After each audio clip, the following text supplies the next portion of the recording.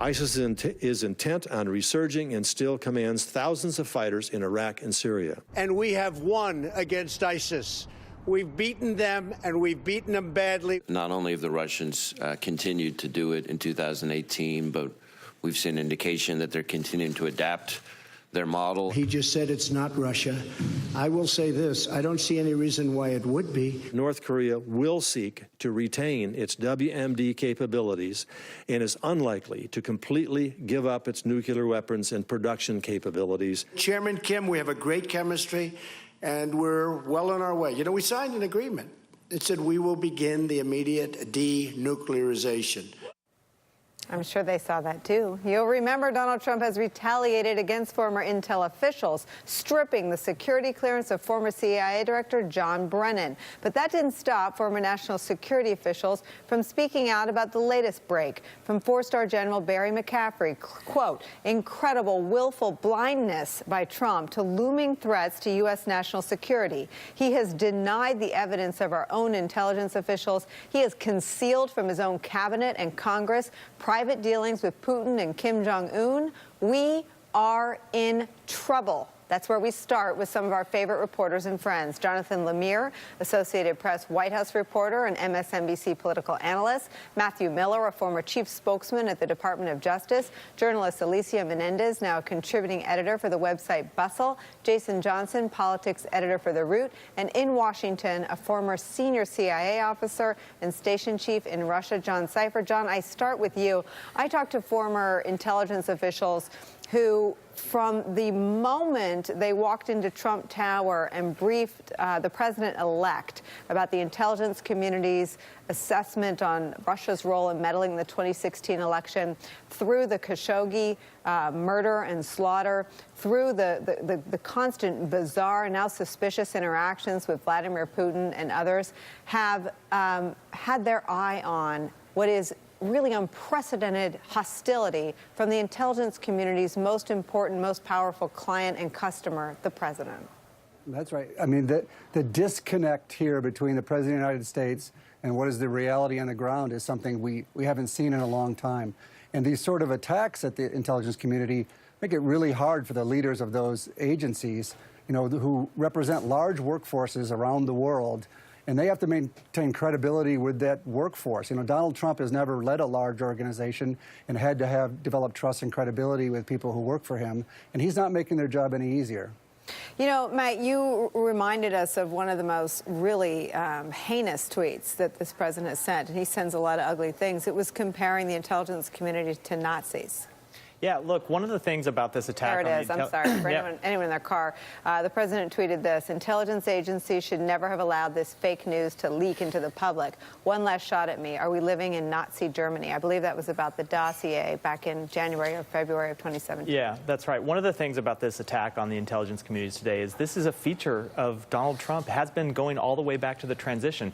I think the only thing that's changed with his attack today is he has broadened his disagreement with them. He has been disagreeing with them on Russia publicly, privately, ever since the transition, ever since he was first briefed on Russian interference. But now he disagrees with them not just on Russia, but on North Korea, on ISIS, on Iran, on North Korea. And I think the reason he always disagrees with them is one of the central tenets of his political strategy has always been to create this alternative reality, this fantasy world that's not based on reality, that's not based on truth. And any independent arbiter of the truth, whether it be the intelligence community, whether it be law enforcement, whether it be the media, has to be constantly attacked and delegitimized every time they present real facts to him or to the American public. General Hayden, who was on this network, I think on this very day, either on the day of or the day before the intel chiefs flew up to New York to brief then-President-elect Trump, made that point. I mean, the intelligence community seems to have seen this coming. I pulled that up. Let's watch it. Frankly, I've been stunned by the degree to which Mr. Trump has been willing to push back on what the intelligence community believes to be a high confidence judgment. And Nicolle, he doesn't seem to be pushing back because he's got different data or new data. He seems to be pushing back because it contradicts what he would like the narrative to be.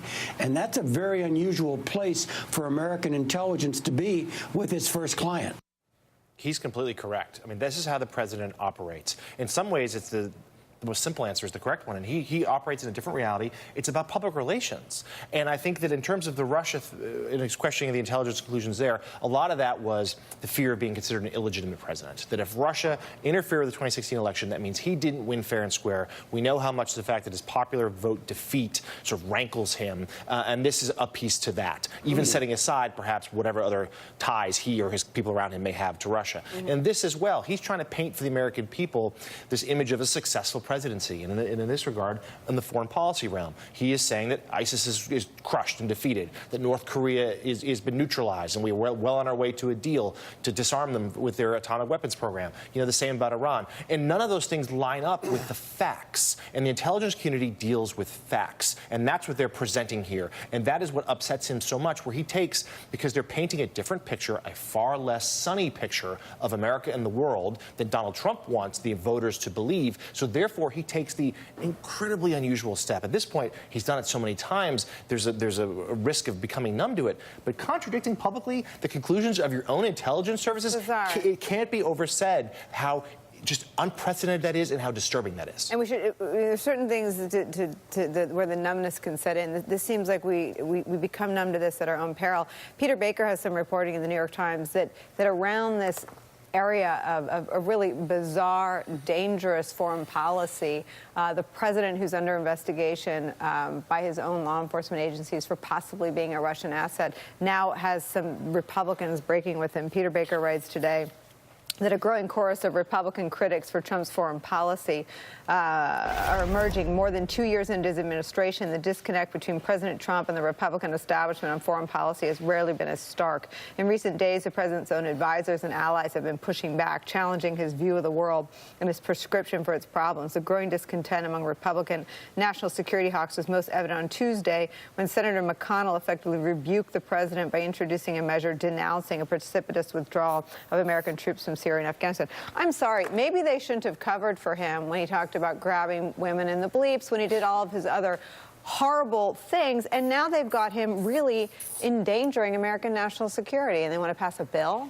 I mean, you read the report, for those of us who actually read the report, and it begins with such stark and sobering terms about the relationship between China and Russia, about the fact that this is the most aligned they've been since the 1950s, about the fact that they are working together towards global disorder.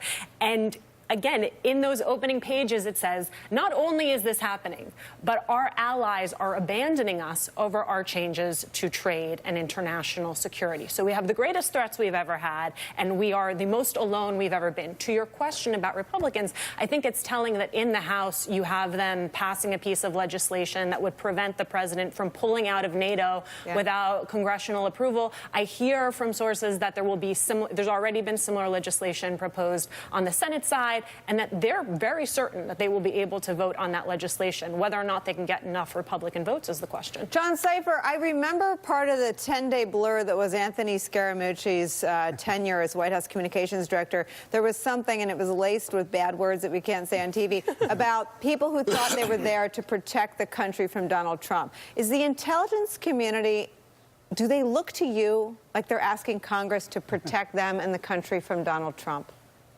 No, the intelligence community, has been wrong in the past, but one thing I can say for sure is these professionals are doing their best to provide the best intelligence they can to these policymakers. If policymakers want to go in a different direction, that's fine. They will continue to work as hard as they possibly can for the president.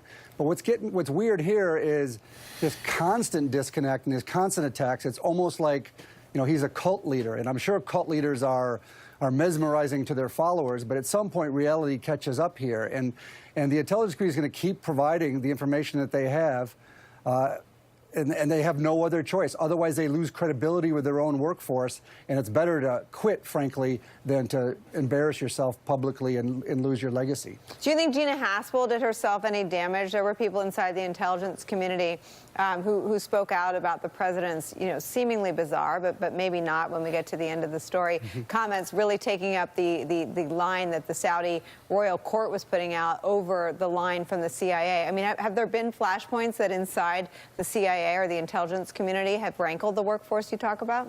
Well, it's got to be hard because she represents that workforce, and she has to be credible to them. And so she has to be seen to be providing you know, truth to power. That's what it's all about for the organization. Doesn't mean they're right all the time, but she can't be seen to be skewing intelligence, making intelligence political. And so she's in a tough position. If the president continues to push back against her, it weakens her with her workforce. And the president has dismantled the former leadership of the FBI because he didn't like what they did. Everyone is gone. Director Comey, Deputy Director McCabe, General Counsel Baker is gone. He has targeted members of the intelligence community. Here he is in an interview with CBS, targeting them by name. Do you think any intelligence agencies, U.S. intelligence agencies, are out to get you? Well, certainly in the past, it's been terrible. You look at Brennan, you look at Clapper, you look at Hayden, you look at Comey, you look at McCabe, you look at Strzok and his lover, Lisa Page. You look at other people in the FBI that have been fired, that are no longer there. Certainly, I can't have any confidence in the past, but I can have a lot of confidence in the present and the future, because it's getting to be now where we're putting our people in. But in the past, no. So his people are in. And this morning he tweeted at his people that they were passive, naive, and that they needed to go back to school. And what's interesting also, Nicolle, is notice his description, his complaints. It's not evidence-based. It's not they were wrong on this and I had to remove them. It's describing a reality show. Well, this person had a lover, and this person didn't like me, and this person sent a mean tweet. That's his description. He doesn't have an analytical reason for having a problem. What concerns me about all of this, yes, we become somewhat numb to the president's bad behavior, but this, to me, given last year's election, given what's now happening with McConnell rebuking him, it is a disintegration of the unity that we need for national security. You've got the president over here. You've got afraid Republicans in the Senate over here. You've got the national security state basically saying, trust us, we're sending secret letters to keep things safe to the New York Times or whatever, but you don't know who it is. No one is working together. I would almost rather have all of our leadership working together to do the wrong thing than to have 4 different sections of government who have absolutely no unity whatsoever. Well, let me stay with that, because something you hear from a lot of people in government, Democrats and Republicans, is that nothing bad has happened yet. But what you're describing is really almost like what Steve Bannon articulated, which was dismantling the state. Yes. They have had some success, unfortunately, in doing that. And you know, what's your sense of what would happen if we had a real crisis? So the problem is, and I hear a lot of people say this, like, well, if a real crisis happens, this will rally people around Trump. No, they say he'll act normal. He's never acted normal before. How do you know he'll act normal? He won't act normal because this is normal for him. This behavior that's erratic and insane. And I think at this point, if something terrible were to happen, I say this as somebody who's getting on a flight to go to the Super Bowl, which is a national security event, which there's all sorts of things and dangers that could potentially happen down there. This country will not rally around this president. They'll blame him. They will see the government shutdown. They will see the angry teeth. They will say, that's a great point. 60%. Yes, that's a great point. I don't want to let that sound go, because the president named Brennan, Clapper, Hayden, Comey, McCabe, Strzok, Page. At least half of them Republicans. They never attacked Trump. They investigated and attacked Russia for meddling in our election. It seems that we always come back to where we started, which is that he can't stand, you know, anyone messing with his mother Russia. Yeah, that's right. And a number of those people you named, Strzok, Page, are career officials. You know, a lot of them are some of the appointees of Republicans. Hayden spent their career, and Clapper too. They all are. That's exactly right. And when you see him talking about the intelligence communities, he's talking about not just the political appointees in the Obama administration who started some of the Russia investigation. He's talking about career appointees who have one job, and that is to serve the country. And, you know, he has this idea, you can see it in his remarks, that there is this deep state conspiracy. I guarantee you, when he watched the coverage of yesterday's hearing, he was thinking, here are these same people in the deep state. They've been out to get me from the beginning. They're still out to get me. They're contradicting me on all of these policy issues.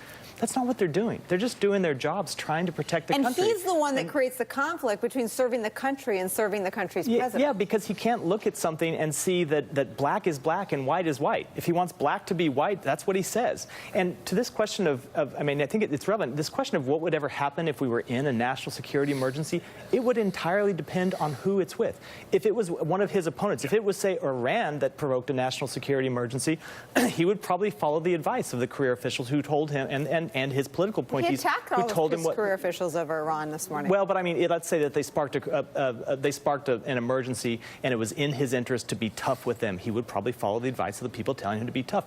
But if it were Russia, if it were North Korea, someone who he's been trying to describe as our new allies, someone who he's smoothed relations with, you would see the opposite. You would see a crisis where you have the government pulling in two different ways because he can't face the facts as they're presented to him by people who are charged with looking at facts. Ugh, the power of a love letter from Kim Jong-un. After the break, another day, another previously undisclosed encounter.